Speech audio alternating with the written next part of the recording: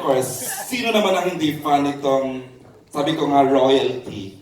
And we're happy that she's with us. The Diamond Star herself, Inay Maricel Soriano, please, Nay! Ano yung sabihin ko? Ayun. Nanangalay kayo kakapanood doon sa di ba? Nay, are you happy? Very happy and excited. Kasi nga, nakasama ko na si Angel.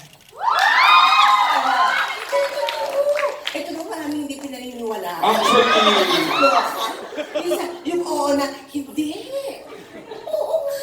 Hindi. Nakakaloka, di ba? she doesn't want all. Ayaw maniwala. Mga anak ko, ayaw maniwala. Ako, sabi niya, huwag maingay. Eh, nanda ko. Nay, the feeling is mutual. She mentioned that she has been really looking forward to really working with you. Puro really.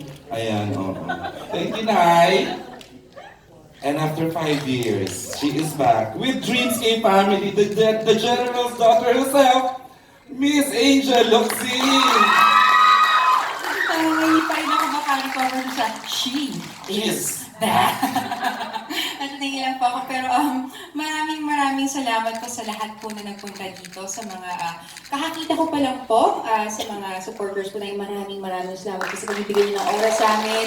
At sa mga kaibigan po natin sa press, nakasama po namin ng nakaraan, hello po ulit sa mga kakarating lang din po ngayon. Sana po mag-enjoy po kayo dito sa ating presscon at tulungan niyo po kami para mas malaman pa ng maraming tao itong pinaghirapan nating serye.